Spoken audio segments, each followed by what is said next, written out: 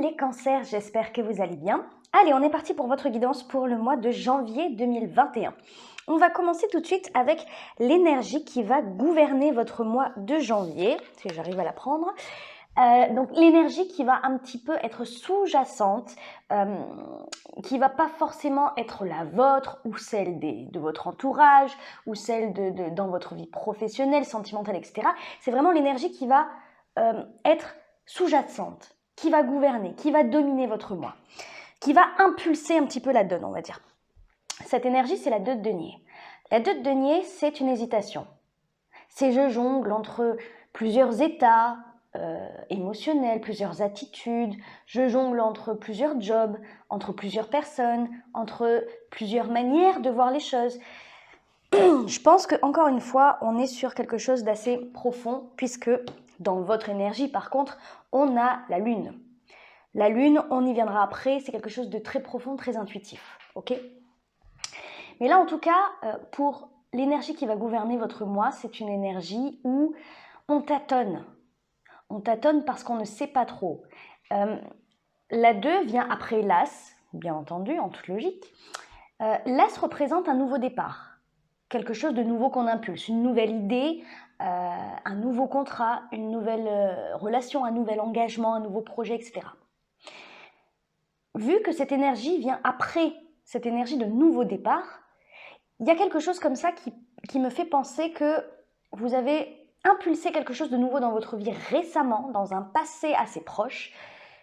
Et en fait, là, vous êtes en train tout simplement d'apprendre soit à vivre avec votre choix, soit apprendre à, je sais pas moi, admettons, vous avez été embauché dans une nouvelle entreprise récemment, et bien forcément, vous êtes en train d'apprendre le métier, en train d'apprendre les ficelles, vous voyez ce que je veux dire ? Il y a quelque chose comme ça, il y a un apprentissage pour moi ici, une évolution certaine forcément, hein, mais il y a quelque part où on ne sait pas trop comment se positionner, quel est notre rôle, où se mettre, parce qu'il y a encore des réglages à faire. Voilà. Peut-être que ça va se matérialiser dans la matière par un jour, je dis oui, et le lendemain, je suis plus sûre. Et ce, dans tous les domaines. Mais ça, c'est tout simplement une recherche d'équilibre. C'est pas grave. Parce que je pense que pour certains, vous pourriez être déstabilisé par ce genre d'énergie, dans le sens où vous pourriez culpabiliser et vous dire que vous êtes indécis, que vous n'êtes pas sûr, hein, que vous n'êtes pas une personne sûre, hein, fiable, je veux dire. Donc, ne culpabilisez pas, c'est normal. Avec tous ces chamboulements émotionnels, énergétiques que vous avez connus, mais que le collectif connaît en ce moment, c'est tout à fait normal de ne pas trop savoir comment se positionner et de tâtonner et de chercher son équilibre. C'est ce qui vous arrive pendant le mois de janvier. Ne vous en faites pas. C'est tout à fait normal. Et surtout que vous faites preuve de bonne volonté ici. Pourquoi ? Parce qu'on a la 6 de denier dans votre énergie avec la lune. La 6 de denier, c'est justement cette recherche d'équilibre. On veut que ça soit juste, on veut que ça soit équitable et équilibré. Voilà, on recherche l'harmonie. L'harmonie dans quoi ? Dans le quotidien. Dans le quotidien, les tâches du quotidien. Admettons, on parle d'un couple, c'est un exemple bien entendu, hein, mais on parle d'un couple, eh bien, vous allez chercher cette équité dans les tâches ménagères, dans les efforts que chacun va fournir à l'autre, dans l'affection que chacun va donner à l'autre. Il y a quelque chose comme ça dans les échanges verbaux. Vous voyez, il y a quelque chose comme ça où, comme vous n'êtes pas trop sûr de vous, vous ne savez pas trop, vous êtes en recherche de cette harmonie et de cet équilibre. Et ça va passer aussi par le fait d'écouter vos émotions et d'écouter vos intuitions, vos ressentis. La lune, c'est une énergie, d'obscurité, oui, mais c'est une énergie où on ne voit pas, ce n'est pas palpable, ok ? C'est pas concret, c'est pas dans la matière, on est basé que sur de l'invisible avec la lune. L'invisible, c'est les émotions, les sentiments, les ressentis, l'intuition, tout ce qui a trait à ce qu'on ne voit pas, à ce qu'on ne peut pas toucher. Donc, c'est ça qui peut être déstabilisant pour vous, c'est d'équilibrer tout ça, d'équilibrer l'invisible et le tangible. Les paroles, les actes, le financier, le matériel, les actes, les tâches du quotidien, etc. Vous voyez, il y a quelque chose comme ça où vous essayez justement de mettre un petit peu d'ordre dans tout ça parce que il se peut que avec la lune, forcément, il y a toujours des trucs qui remontent, hein, comme la pleine lune, forcément. Il y a des émotions comme ça qui refont surface, des souvenirs, des émotions qu'on pensait ne plus ressentir ou peut-être des souvenirs un petit peu, pas traumatisants, difficiles. Des souvenirs difficiles qui peuvent remonter et on peut se dire, mais punaise, j'avais déjà guéri cette blessure. Pour moi, c'était fini ça. Eh bien non, ça remonte. Mais pourquoi? Parce qu'en ce moment, on est en train de purifier totalement nos énergies. Hein, c'est une totale purge. C'est pas facile, mais voilà, on passe tous par là. Mais donc, il peut y avoir des choses comme ça qui remontent et c'est ça que vous essayez un petit peu de contrôler, mine de rien. C'est pas un contrôle total, c'est pas un contrôle péjoratif et négatif, c'est plutôt je ne veux pas non plus me laisser trop immerger par mes émotions, chose que j'aurais pu faire avant. Mais là, je n'ai plus envie d'être cette personne-là qui me laisse totalement submerger par ce que je peux ressentir, sans prendre en compte la logique, l'intellect, le concret, etc. J'ai envie d'agir avec un petit peu plus de rationalité, donc j'essaye de contrôler, d'exprimer aussi mes émotions, de les exprimer de façon saine et constructive pour pouvoir être dans cette forme d'harmonie, d'équilibre. Bon, dans votre vie relationnelle, qu'est-ce qu'on a? On a l'empereur.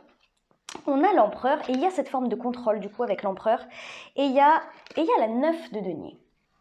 Bon, pour certains, ça va être une recherche d'affirmation de soi. Enfin, c'est même pas une recherche. Vous allez vous affirmer totalement parce que là, franchement, on est sur de très belles énergies, des énergies d'indépendance. Autant pour l'une que pour l'autre, hein. Même si celle-là, l'empereur est une arcane majeure, donc elle domine la 9 de denier, mais peu importe, on est sur la même typologie d'énergie. Indépendance, affirmation de soi, autonomie, leadership, solitude aussi. Solitude, contrôle, maîtrise. L'empereur, c'est l'énergie du bélier. Et le bélier, on dit toujours que il est fonceur, il est persévérant, il est têtu aussi, mais c'est celui qui veut être premier à chaque fois. C'est celui qui veut dominer, qui veut maîtriser, qui veut... Voilà. Dans les énergies, hein, bien entendu. Hein. Donc l'empereur, c'est un petit peu ça. C'est le leader, c'est celui qui veut gérer son équipe, qui veut prendre des décisions importantes. Il ne se laisse pas impressionner par quiconque. Il ne se laisse pas marcher dessus, forcément, ça c'est hors de question pour lui. Voilà, il y a beaucoup de fierté. Et il y a beaucoup de fierté aussi également dans l'énergie de la 9 de denier. Mais pour le coup, j'ai pas vraiment le sentiment que ça soit de la fierté mal placée, vous voyez. C'est plutôt, je m'affirme, je m'impose. Il était temps même que je m'impose. Ça, ce sont dans votre vie, c'est dans votre vie relationnelle. Donc ça veut dire autant avec un partenaire amoureux qu'avec vos amis ou votre famille. Il y a quelque chose comme ça où vous tapez un petit peu du poing sur la table pour dire mais j'existe. J'existe, j'ai des désirs, j'ai des envies. Hein, la 9 de denier, c'est celui qui va profiter de la vie aussi. Hein. Celui qui va profiter de son argent. Celui qui va profiter de son temps, du matériel qu'il a amassé durant toute sa vie. Voilà, c'est vraiment l'énergie de celui qui a bossé, qui a tellement pensé aux autres aussi durant toute sa vie, que maintenant, il a juste envie de se poser, d'être tranquille, de profiter de l'argent qu'il a acquis, hein, avec son travail, son dur labeur, la maison qu'il a pu s'acheter avec son dur labeur justement, et toutes les qualités, toute la confiance en lui qu'il a pu amasser aussi de par ses expériences passées. Donc, il y a effectivement une certaine fierté, mais c'est la fierté d'être soi. La fierté d'être soi et le fait de se dire, maintenant, je pense à moi. Les autres, je pense que j'ai assez pensé à eux, donc maintenant, c'est moi. Et c'est en ça qu'il y a une certaine forme de solitude, mais de solitude bien vécue, choisie même. Il y a un détachement certain. Il y a un détachement certain pas négatif encore, mais un détachement certain de peut-être certaines personnes qui soit vous oppressent, soit des personnes qui vous prennent trop de temps, qui sont source de stress du coup pour vous. Il y a des choses comme ça où vous décidez de vous délester de ce genre d'énergie pour être dans simplement une énergie de je souffle et je fais ce que je veux. Voilà, surtout. Bon, professionnellement, qu'est-ce qu'on a? La 10 de coupe et le fou. Bon, 10 de coupe, bah écoutez, 10 de coupe, accomplissement émotionnel. Accomplissement émotionnel, il y a un départ pour vous. Alors, est-ce que c'est un départ, genre je quitte mon travail? Je suis pas sûre, hein, mais c'est possible pour certains. Ou alors, est-ce que c'est, je décide de prendre les choses avec plus de recul, plus d'insouciance. C'est clairement ça l'énergie du fou ici. Le fou, c'est vraiment celui qui peut se jeter du haut de cette falaise. Il n'aura peur ni de sa chute, ni des conséquences de sa chute, ni de comment il remontera après sur sa montagne, ou alors la destination qu'il va prendre. Voilà, il s'en fout. Il s'en fout, pourquoi? Parce qu'il ne pense pas à demain, il pense à aujourd'hui, le moment présent. Et il est capable, du coup, de prendre des risques, il est capable de prendre du recul sur la situation, d'en rire parfois aussi. Pour moi, il y a une prise de recul, je ne sais pas pourquoi, mais je le sens comme ça. Une prise de recul dans... Je décide de plus prendre ça trop au sérieux. Voilà, c'est vraiment ça, parce que l'énergie du fou, des fois, elle peut paraître immature, tellement il y a de la naïveté, tellement il y a je sais pas, il y a un côté un peu je sais pas comment dire, naïf et insouciant. Ah, inconscient, voilà, inconscient. Il y a un côté un peu inconscient avec le fou, et là on est dans l'interprétation extrême négative du fou, hein, l'inconscient, l'immature, l'irrationnel, etc. Mais je pense que c'est un besoin émotionnel pour vous, peut-être de prendre de la distance avec ce qui est sérieux, ce qui vous a pesé peut-être ces derniers mois. Il y a quelque chose comme ça où il y a un soulagement, voilà, clairement. En fait, il y a un soulagement. Il y a un soulagement, alors effectivement, pour certains, ça va passer par cette prise de distance, tout simplement, donc très intérieure. Et pour d'autres, ça va tout simplement passer par le fait de se lancer, de prendre des risques ou de partir d'une entreprise.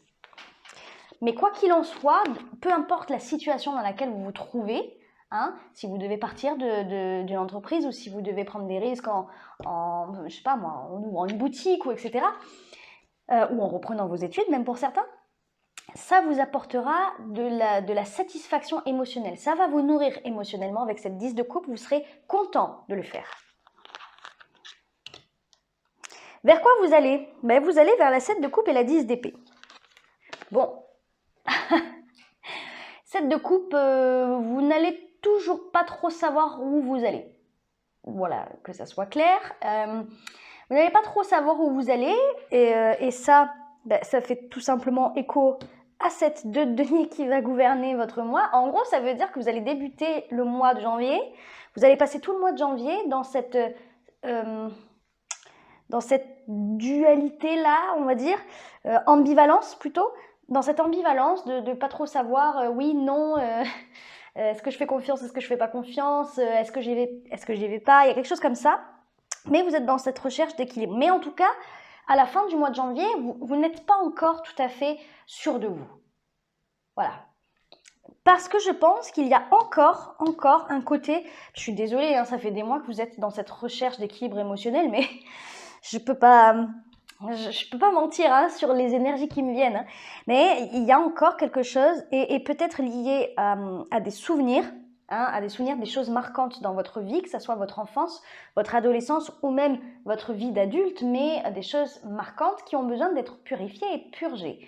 Il y a vraiment quelque chose comme ça, peut-être que vous n'arrivez pas à pardonner quelque chose. Voilà, si on peut donner tout un tas d'exemples, mais peut-être que pour certains, effectivement, c'est ça, ne pas réussir à pardonner quelqu'un, ou pardonner la vie, hein, de vous avoir mis sur votre chemin des épreuves pareilles. Pour certains, c'est peut-être ça. Hein. Donc, vous finissez ce mois avec cette énergie de la 7 de coupe où Bah, émotionnellement, il y a quelque chose quand même encore qui n'est pas tout à fait réglé. Mais, il y a toujours un mais on a cette 10 d'épée qui nous indique que c'est la fin. Ouh, c'est la fin d'un cycle. C'est la fin des peurs aussi, surtout parce que en fait, en dos de deck, regardez, on a la 8 d'épée et juste derrière, qu'est-ce qu'on a? On a l'énergie de l'impératrice.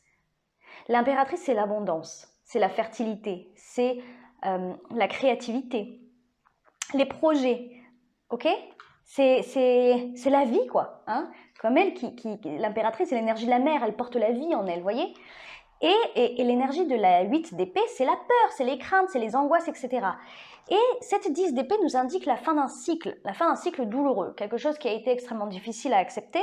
Alors ça peut être un événement particulier, mais ça peut être aussi plein d'événements, d'épreuves qui vous sont tombés dessus, entre guillemets, tout au long de votre vie.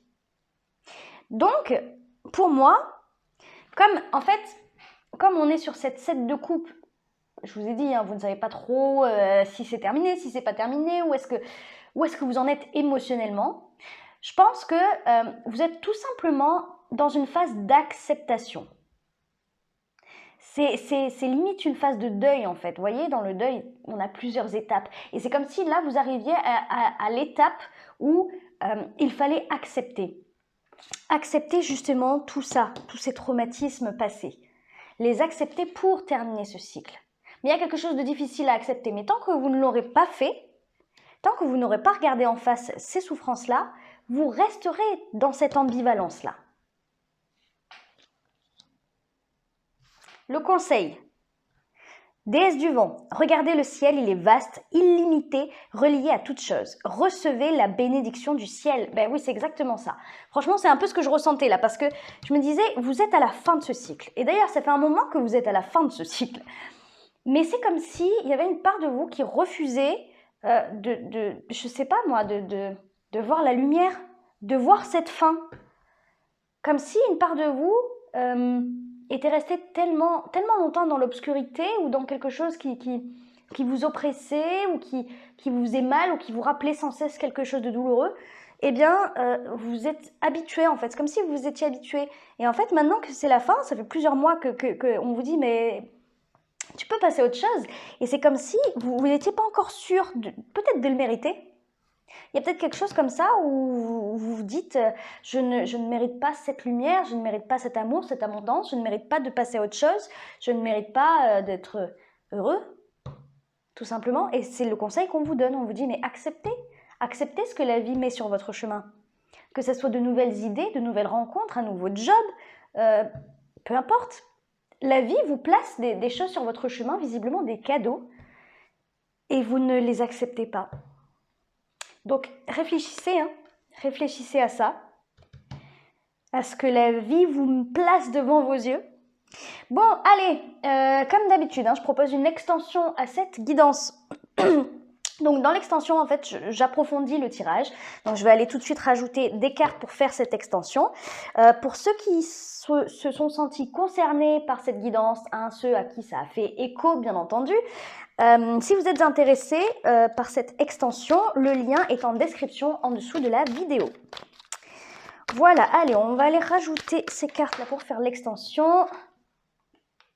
La 7 de denier, je vais pas la garder parce que je ne réfléchissais pas à ma question du coup. Mais je vais la garder en tête quand même. Allez, qu'est-ce qu'on a avec cette 2 de denier pour les cancers? Chevalier de bâton. Allez, votre énergie, 2D. Encore un 2. Et ouais. Au niveau relationnel, 8. 8 d'épée, la même que celle-ci. Au niveau professionnel, les cancers, valet... Ah, ça c'est bien. Nouveau départ. Valet de denier. Allez, vers quoi vous allez? Vers quoi vous allez? La 7 d'épée. Qu'est-ce que vous me faites? Et le valet d'épée en dos de deck. Ok, je pense que j'en rajouterai une ici. Voilà, pour ceux qui me laissent ici, je vous fais plein de gros bisous. N'hésitez pas à liker, à commenter et à vous abonner. Et puis, ceux qui me retrouvent dans l'extension, je vous dis à tout de suite. Ciao, ciao!